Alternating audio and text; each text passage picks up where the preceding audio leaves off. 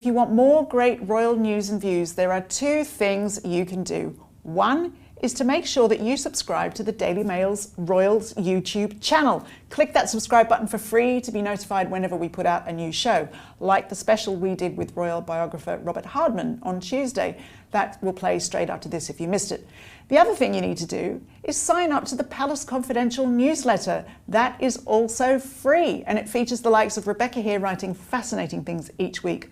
There's a QR code on your screen now which you can scan using your phone's camera. It's that easy. Okay, let's get to it. It's August, and that means one thing: the royal family head north. Rebecca, what can you tell us about it?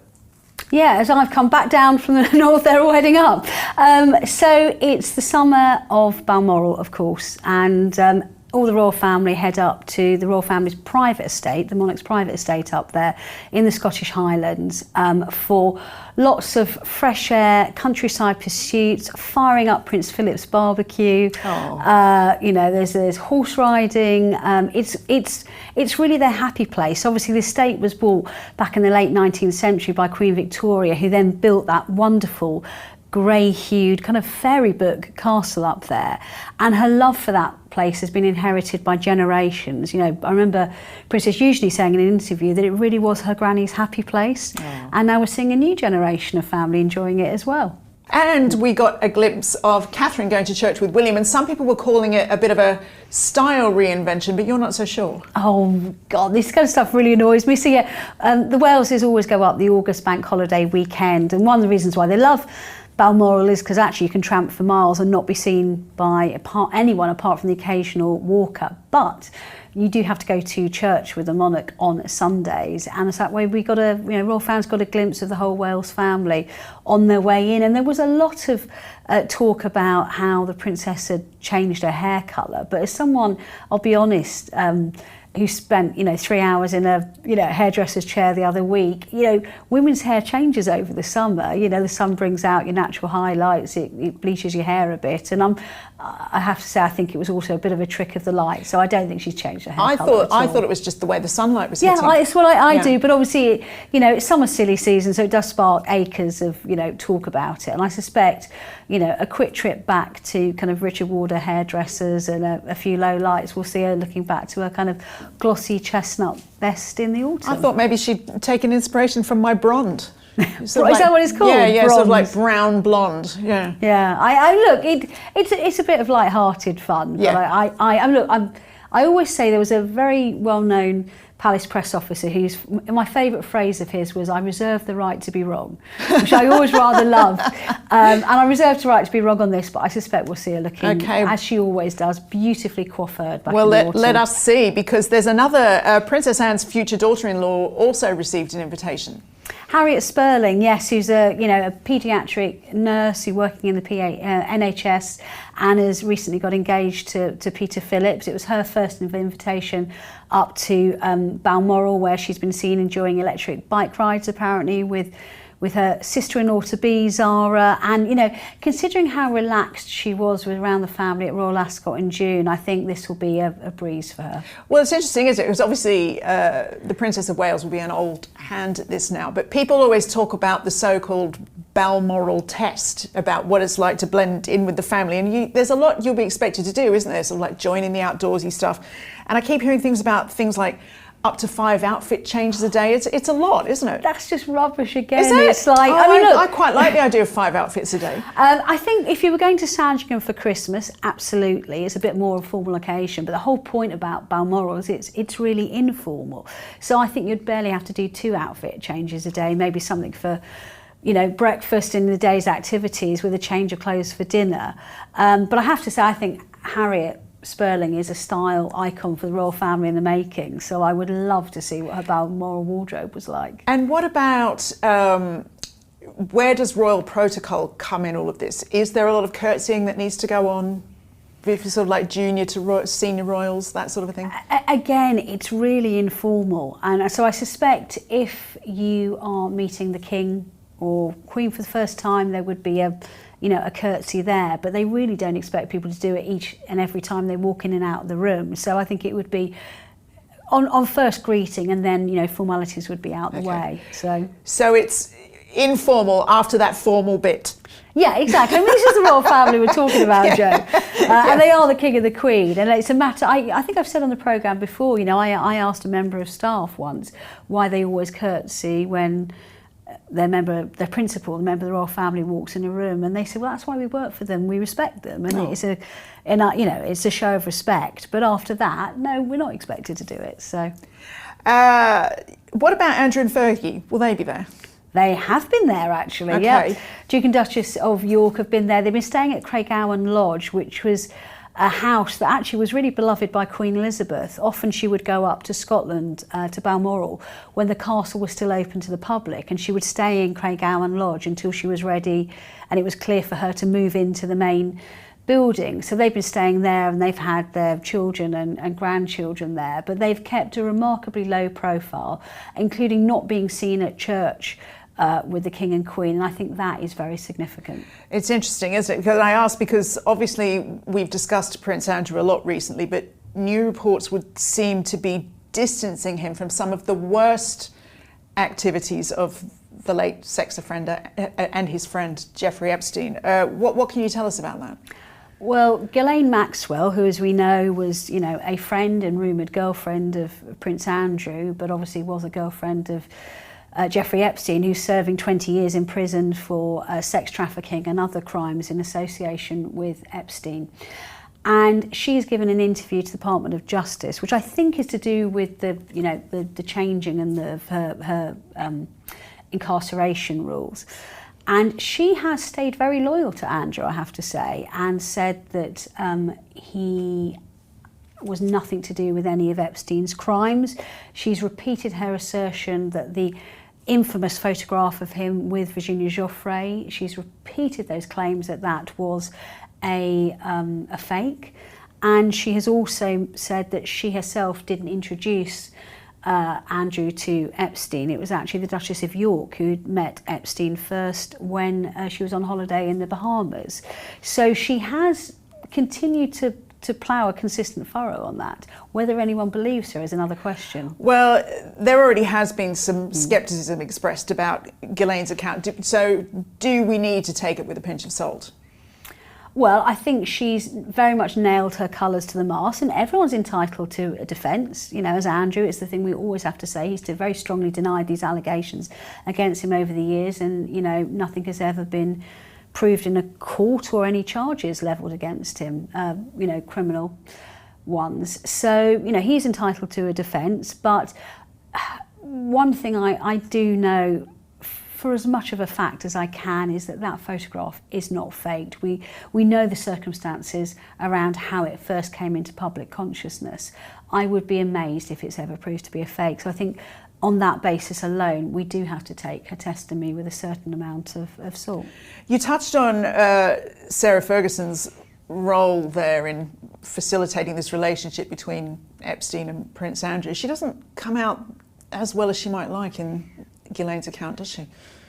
She doesn't. It strikes me as there's perhaps no love lost there. And obviously coming on the back of Andrew Loney's book, which was pretty excoriating for Sarah as well as Andrew, I don't think it's a particularly comfortable time for her. Well, speaking of books, there was a report that Virginia Giuffre, who was one of Epstein's victims and who Prince Andrew, as we know, paid a multi-million-pound settlement to, while continuing to deny any wrongdoing, it should be said, apparently she wrote a book before she died. She did, and I do think this story is one of the reasons why we haven't really seen Andrew pop his head up in the way that he normally would at Balmoral, because it has emerged that she has written a memoir, Nobody's Child, about her life generally and the effect that sex trafficking has had on her, but the publishers do say that it will shed new information on her relationships with Jeffrey Epstein and Prince Andrew. And she obviously, Virginia very sadly took her own life in April. And before she died, she made clear to the person who'd ghostwritten the book for her that she still wanted it to be published regardless of what happened with her own life. So I think even if it doesn't introduce a lot of new ground in terms of allegations she's made against Andrew, it obviously raises what's been very uncomfortable questions for him over the years. Really going to stoke things up, isn't it? And it just continues to be this narrative that will not go away. So how do you think he's feeling about all of that? Well, I don't know how he's feeling about it. He obviously has always denied it, but I know for the royal family, this adds to the sense of why the king has done everything he can to try and minimise Andrew's relationship with his family. I know a lot was made of the king inviting Andrew up to Balmoral over the summer. He's a member of the family. I mean, he could ban him, but then effectively it's a declaration of war. But I think the fact that Andrew has been in Craiggowan Lodge and basically on his own throughout the summer speaks volumes about how the king wants to move forward. And I think it will only emphasise or focus their efforts on trying to get him out of Royal Lodge and minimise any public relationship he has with the family. Right, well, let's move on and turn to some of your comments now. Now, Linda had this to say about William and Catherine's house move. I think the house the Wales are living in is great. The Prince and Princess are not into grandeur, but what works for their family. While Susan Heflin wrote this about the same subject, I think this house is a good move for Prince William and Princess Catherine as it goes with their rising station in the royal family. Meanwhile, Brian Smythe wrote this email about Royal HQ. Last week, Palace Confidential discussed royal living arrangements. While King Charles and Prince William may not like Buckingham Palace, now while it's being refurbished is the time to make the private apartments comfortable and to their liking. As King and future King, they can't be half in. It is insulting to the people to complain about the burden of living in a palace. If you aren't going to live like a king, then why would taxpayers support keeping ceremonial guards on site and maintain traditions like the state opening of Parliament, trooping the colour, the carriage arrival at Ascot? Interesting. And another unusual suggestion from M, who says maybe young unmarried royals can move into Buckingham Palace if no one else will live there. It could be like a sorority house for young royals. Now, Rebecca, you were away for a lot of this discussion about William and Catherine's house move. It's upset a lot of people. What are your thoughts on this story? Well, it probably won't surprise people to know I disagree with a lot of what has been said. I think William and Catherine have got to do what's best for their children and for their family, and if that's what they choose to do, then so be it. I actually think the more interesting story is not actually where they choose to live, it's what it means for Buckingham Palace in the future. I think this is what we were trying to get to the nub of last week in the show, yeah. Yeah, because it, you know, it is undergoing a massive £360 million refurbishment using taxpayers' money. Now, I wrote a piece about this which made very clear that actually King Charles doesn't live in it at the moment, and while it's always been said it was his intention to live in it once the work had finished, I don't think anyone really believes that. It may be one night a week, but his and Camilla's home is at Clarence House. And do we know when these refurbishments are projected to be finished? Two more years. Yeah, it'll be finished within the next 2 years, hopefully on time and on budget, which is what we've been promised. And William's gone further and said he won't ever live at Buckingham Palace as monarch. I mean, he may stay the odd night there. So I do think it's quite important for Buckingham Palace to almost come clean and be a little bit more open on what their plans for that royal residence, which is Monarchy HQ, would be. And if they say, look, we're no longer going to be staying in it, it's not really what we want to do in a modern age, but we want to extend the opening hours to the public, we want to introduce more receptions there, that it could be used for charitable functions, it could be used for government entertaining. I think all of that is great, but I think they just need to be a little bit more open with people and tell people what they're doing. Because it's a massive amount of money to be spending on it. It is, and it was much needed. I mean, it's not a kind of vanity project. I mean, as we've spoken about in the programme a lot, the wiring was pre-war, there were bits of masonry falling off. One narrowly missed hitting Princess Anne as she got out of her car. You know, the work was very overdue and very much needed. So they had to kind of bite the bullet and do it in the most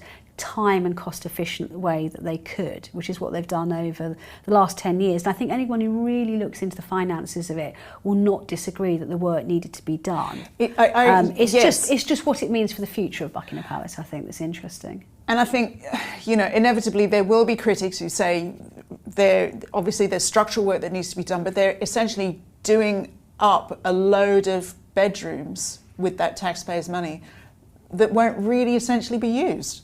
Well, actually, no. It's a bit of a misnomer to say a lot of bedrooms, because actually there was a small suite of rooms used by Queen Elizabeth, and towards the latter years of her reign, she still stayed in them maybe 2 or 3 days a week, and they would have extended long weekends at Windsor or at Sandringham. But my understanding is they weren't huge or lavish by any stretch of the imagination. Those rooms are part of the last stage of the refurbishment, so they are being refurbished with the expectation that they will be lived in at some point. And I think that's just what we need, a little bit of clarity from the kind of wider institution about. Slightly to the side of the point, but is there any money being earmarked for the refurbishment of the Royal Swimming Pool? Do you have any idea? Good question. And actually, honestly, our answer is I don't know. I mean, it's not used that much. It's used obviously by some family members. And I'm just obsessed since I but heard this podcast where they said there's literally no information. You can't see pictures of the Royal Swimming Pool. Well, you can see it as you walk past it in the gardens. You can see the building it's housed in, but you can't actually see in it. And I've never seen in it. So, and I've been doing this job 20 odd years. But I don't think that's a major part of the refurbishment. No, it's the actual kind of hub of the building that's being done. And when you go into the palace, I mean, which is like a kind of rabbit warren, I mean, you go through the side entrance, as I go with the staff and other journalists, and I mean, there literally is scaffolding up everywhere, sheets of plastic hiving off bits of it. You're stepping over kind of missing floorboards. So I mean, regal. it's an absolute hive of activity because they're so determined to get it in on time and on budget. Interesting. Well, it's fascinating. I'm sure we'll follow that as it does get completed. Now, here's a nice story from Catherine Ward, who says, I wrote this comment once before. Here's hoping it's read out. My husband and I attended the Queen's plate race in Toronto in July of 2010. Her Majesty was there to present the cup. The jockey who won was interviewed, and his excitement at meeting the Queen completely overtook his win. I'm going to meet the Queen. When he was presented to Her Majesty, he made a wonderful sweeping bow from the waist, a really class act. Well, we must have missed it the first time round, so I'm very glad you reposted, and it's been lovely to read that out. That's a great story. Now, Prince Harry laying his own wreath for VJ Day did not go down well in the comments. Claire Fry had this to say: Australians whose fathers, grandfathers and great-grandfathers fought the Japanese in the Pacific took great exception to Harry's PR stunt. Revolting in the extreme. Charles needs to do something before there is no monarchy left. Strong words indeed. Speaking of King Charles, Iris Waterford wrote after watching our special with Robert Hardman, talking about his updated biography of the monarch, and a reminder that show will play next if you missed it. This was a pleasure to listen to. Talking about the King and Queen, Buckingham Palace, etc. was informative. It brings a better understanding of the work that's involved. Thank you from Adelaide, Australia. Well, thank you. Please do keep those comments coming in, and little tip, if you keep them civil, you might find yours read out. Just saying. Right, now back to our discussion. Series 2 of the reality show With Love, Meghan landed on Netflix this Tuesday. The 8-part series saw the Duchess using ready-made pastry to recreate McDonald's apple pies, revealing how to open a packet of icing sugar without any spillage, and explaining how to pack a suitcase. I thought she had staff for that. Anyway, Rebecca, this seems like more of the same from the first series. Have you watched it? So, full disclosure, I am actually officially on holiday at the moment. This is what a soldier she is. She's here for you. Dipped in and out, so I haven't watched every episode from start to finish, but I think I've seen all I need to see. Okay. And it is more of the same, unsurprisingly, because it was actually filmed at the same time as the first series. They just decided to make 2 series out of it. I assume because it was the easier way to do it and more cost effective. And, it does seem to me like they've given it a little tweak since the first one, maybe taking into account some of the criticisms. We don't see any pretzels transferred from one plastic bag to another. But do not start me on that pastry, Joe. Why? I mean, just... That was like the least offensive thing to me. I had steam coming out my ear. I think it was just this whole idea of she said, I am going to reinvent baking. So it's even though she doesn't also like baking. Yes, exactly. So it's less serious and more playful. And I've got this revolutionary thing in my freezer. Not in my freezer, that's not in my house. Yeah, in the pretend freezer. Yeah. And it's called puff pastry. And I was like, does not every person have frozen puff pastry in their house? It was like, this is not reinventing the wheel, love. I'll be honest, it just doesn't appeal to me as a viewer. So Well, I'm probably the wrong target audience for this. I do not have time to kind of wrap friends' presents in, spare pieces of fabric, or make, tie-dye scarves or potato print children's apron. well, I'm so sorry. some people are just more dedicated to elevating their everyday life, Oh, Rebecca. elevating, that's another word. Don't mention it, Joe. You're not the only one, because, we have seen a lot more scathing reviews as per Series 1, haven't we?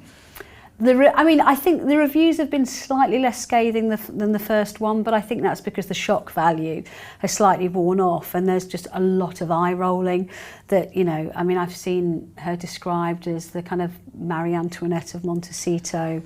And it does have a flavour of it, but I think it was even something that popped up on my feed this morning from the Hollywood Reporter, and I think that's the kind of industry publication that they will want to curry favour with. They don't really care about us in the UK and what we have to say about it, but they do care about publications like that. And effectively the review says, I just don't know why they bothered with a second series. It's funny, isn't it? That will be very, very disappointing to them. I think the people I've spoken to who do like it just find it inoffensive and quite relaxing is the word that I keep hearing. But I can see that. I mean, it's the kind of thing you could have on in the background while you're doing something. But is that really worth a multi-million-dollar deal? I'm not sure it is. I really want a McDonald's apple pie now, though, I have to tell you. But no sign of Harry here. We did sort of get a few glimpses in the first series, didn't we? But we did get a couple of personal insights into their relationship, i.e. who said I love you first. It's quite personal, isn't it? Yeah, I mean, look, we might not have seen Harry, apart from I think he flashes up in certainly one of the bits I've seen in a photograph of their, first kind of big date in Botswana. But we hear a lot about him. For someone who's, conspicuous by his absence, she kind of shoehorns him into every kind of flower-sprinkled mention that she can. Him and the children, I have to say, and it's that constant reminder of who she's married to. Yes, there are some sweet anecdotes, but said in a kind of very self-consciously, self-deprecating way, that he was the first person to say, I love you, and she kind of rolls her eyes and goes, of course he was. The bit that slightly jarred with me is this kind of lesson she does about packing a bag. Stop the press, you put the heaviest things like shoes in the bottom. Thankfully, that's something I never knew about. But she packs a baseball cap and says, I like to go casual. And she said, oh, look, the baseball cap I happen to have in my hand is the one I had made for my husband and his friends to celebrate his 40th birthday. And it says PH 40 on it. Like, again, the constant reminder of his royal role. Yeah. If you were doing something for your partner, you wouldn't put PH Prince Harry on it. You just put Harry or Has or H, as we know she calls him. It's little things like that I find quite jarring, I have to say. And what role, if any, have the children got in this series? Well, again, the mentions of him are many. Now, actually, as a parent, I understand that. Your kids are a huge part of your life, and I often find myself dropping them into conversations with friends or colleagues. But it does happen a lot in this, that her children are the kindest, sweetest ever. I mean, we all think our kids are great, but would I describe them as the kindest, sweetest in the world? I'm not sure I always would. Maybe when they were that little, but then of course they become teenagers. Exactly, and a lot of, at one point she's making aprons for them, and she makes one for each of the children, for Archie and Lilipet. But there are a lot of references to them in it, and what they eat and what they like and what they don't like. Here's an interesting thing, though.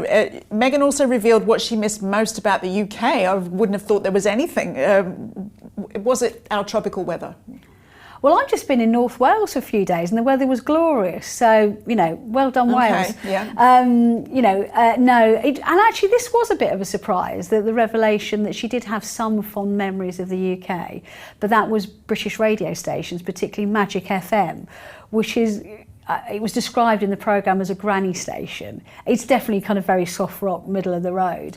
They like an 80s moment. Yeah. And I'm not mad about that. No, I have to say, and it's very soft and power Yeah. ballads and things like that. Not my cup of tea. So that I have to say was a surprising revelation. Indeed. And as part of the promotion of this new series, Meghan appeared on a series called The Circuit with Emily Chang. What did you make of that?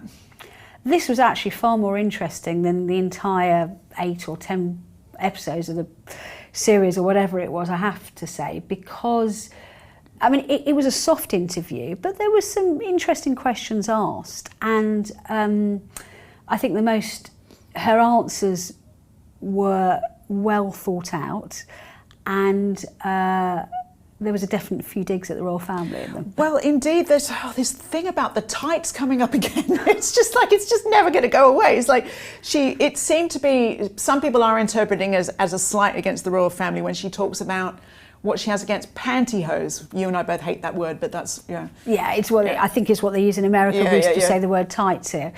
Yes, she said that having to wear these pantyhose was inauthentic for her as a person, and it was all tied up with the time in her life. She didn't mention the royal family by name, but it was quite clear what she was referring to, where she wasn't able to be as vocal as she wanted to be, and was not able to use her voice properly, that she felt that she was an inauthentic version of herself. And understandably, this has sparked quite a lot of debate about whether women in the royal family are expected to wear tights, whether they didn't have to wear tights. Like anything, I think it was quite a deliberate statement on her behalf. And yet another little dig, again, I just don't think she needs to make. But you were saying something to me earlier as well, that it was interesting when she was talking about what she wears when she was packing her suitcase.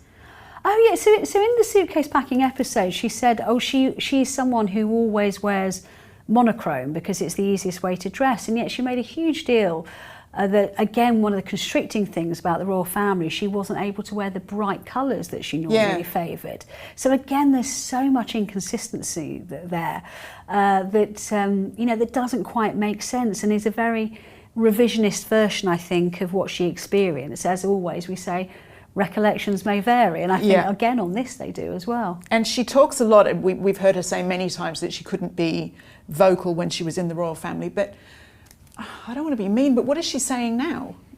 Well, again, this interviewer asked her this very question and said, well, what is it that you would like to say? Because in 2016, I think it was, you were very vocal about Donald Trump and what you thought about him. I think she described him as a misogynist. And she immediately backpedaled away from the question and said, well, that was then, I'm a different person now, and I don't actually think I've got anything I want to say. That I do not believe. I want to say, but I just value the opportunity to say it if I wanted to, unlike that constricting time in my life when I was a member of the royal family. But I have to say, I thought she pushed a lot of boundaries when she was a member of the royal family in, the editing of Vogue, and the creation of her cookbook, and, talking about how she wanted to do work on women's rights. Yeah. So I mean, when we work for big organisations, we don't tend to proffer our personal opinions quite a lot, and that's just part and parcel of working for a company, whether it's a firm or the firm. So I've never really quite bought into that argument of hers. Well, you've written about this in the Palace Confidential newsletter this week, haven't you? I have. I mean, I was asked to give a few, of my initial takeaways from the series, and my initial one was how Harry, is shoehorned in at every opportunity despite him not being there. I cover the issue about the tights, which I have to say, I don't think there's ever been a written rule on wearing tights or pantyhose as a member of the royal family. What I do think, though, is at the time that Meghan was in the family, we had Queen Elizabeth, who was a woman of her generation, who would wear tights, both on formal engagements along with hats and gloves. And actually I've seen many pictures of her and footage of her wearing tights, even privately, even up at Balmoral. She would wear, thick tights with her kilt and her jumper. And I think female members of the royal family would tend to take their lead from her as a matter of of respect Yeah. for her as someone who was doing that job and had been doing it brilliantly for a very long time. And this is the way that she felt comfortable portraying herself in public. So I think women often took, in formal settings, their cue from the Queen. But it wasn't a hard and fast rule, and would they have grumbled if she hadn't? I don't think she would have. And what was this you've written about with the Palace Insider giving it a yawn emoji? What's this? Well, I think this is interesting, and I think it's an example of the state of affairs at the moment. I think a lot of people would love to think, even with the digs about the tights and, you know, inauthenticity and not being able to use her voice, that they would be outraged about it. There is not. In fact, I would say it's the opposite. It's almost indifference. It's so inoffensive, to be honest, compared to some of the really designed to wound barbs that her and Harry have made about the royal family in recent years, that no one is really saying anything. And, you know, this definitely didn't come from Buckingham Palace, but it came from someone within royal circles who's very well plumbed in. And when I said, "What do you think?" I literally just got a yawn emoji. Oh my God. Which I think says probably all you need to know. Well, indeed. And just a reminder that you can sign up for that newsletter for free by scanning the QR code that's on screen now with the camera on your phone. Very much worth it. Now, Rebecca, more on the Sussexes. It's been confirmed that Prince Harry will return to the UK in September. Tell us about this. Yeah, I had a press release about it this morning from Wellchild, which is a wonderful charity that helps the families of children who have terminal and life-limiting illnesses, and he's been patron of it for many years now, I think a couple of decades, and kept that patronage even after he left royal duties. And he tends to come over every year for it, even while he's been in America, and it's been confirmed that he will do. The award ceremony's on September the 8th. I mean, I don't know, because I don't talk to him or his people really, what his plans are around that. I suspect he will use the chance to visit other charities and organisations, but of course it will inevitably spark a lot of speculation as to what he has to do with his family members. Indeed, and in particular whether or not he will meet King Charles for what would be the first time in, it must be around 18 months. It is, yeah. I mean, he hasn't seen his father since he flew over when it was announced that the King was diagnosed with cancer at the start of last year. And viewers will probably remember the King had asked him not to, not least because he was so worried about the risk of Harry bringing in some kind of infection while he was in the really early stages of his treatment. But Harry did, but it was a very short meeting, and the King immediately left for Sandringham. And Harry himself told us in April of this year, when he gave that, you know, pretty bitter BBC interview, that his father just doesn't talk to him anymore. And the reason why is because it is a real risk for the King to do so. Harry has made clear he's willing to publicly disseminate to chosen media outlets private family conversations. Now, I think we're in a slightly different era now that his court case against the Home Office has been concluded to his detriment. He was very angry and he made all sorts of allegations around that. But I think since then we have seen a slightly uneasy peace between the two camps. So I think there is more of a chance that he could see his father on this trip than he has done in recent months. The King is ostensibly based in Scotland at the moment, at Balmoral, and he will be till the state visit of President Trump in mid-September, but he is coming down regularly for cancer treatment and also for a number of forthcoming engagements he's got coming up in various parts of the country. So it is plausible, but the royal family have to consider whether this is a risk that he wants to take. And the King will, you know, it's fresh in our minds, that really angry BBC interview. It'll definitely be forefront of the King's mind, won't it? Whether or not he wants to be in the same room with that temper. Yes, I mean, the trouble is, Harry in the same breath said, I want reconciliation with my family, while once again absolutely sticking the knife in and even questioning how long his father had to live, which I know really, really upset many family members because it was considered such poor taste to enunciate. So I think they will be wary. I wrote 2 years ago that the King had although it pained him, he had parked the Harry problem to one side, at least until this Home Office court case was concluded. Yeah. And lo and behold, that was true, because we have seen that happen. Whether he might start to relent a little bit, it's very, very possible. But what I think they would want to do is have it on comfortable ground for the king, where he could keep the meeting, quite frankly, as long or as short as he wanted to. Harry could go back to Balmoral to see him, but that would involve him having a stay of, 1 or 2 days on the royal estate. And I don't think that they would want that. I think they would want it on more neutral ground. Well, also, obviously, because he was not successful with his wanting to have police protection, will we have this same ludicrous situation where he claims it's actually not safe for him to stay in royal residences? Well, he claimed that he thought staying at Buckingham Palace, which was the residence they offered him at the time, would put a target on his back, one of the most highly protected buildings in the country. He can't stay at Buckingham Palace. No one's staying at Buckingham Palace at the moment, because the works that we've discussed have reached a stage that no one can live there. Not members of the royal family at the moment. I mean, some staff are there and the officers are there, but those kind of private residential places are not in operation.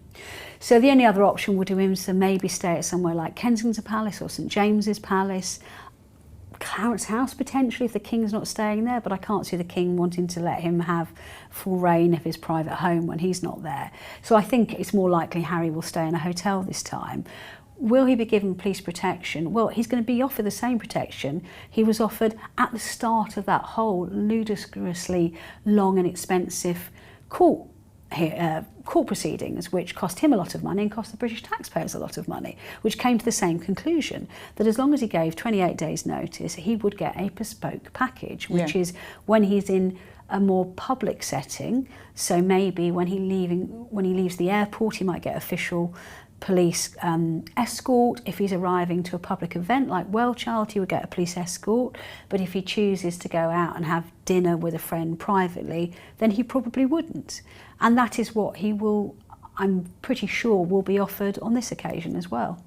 The other Sussex story that emerged this week that I wanted to ask you about was that Harry and Meghan's production company were potentially planning a documentary about Princess Diana.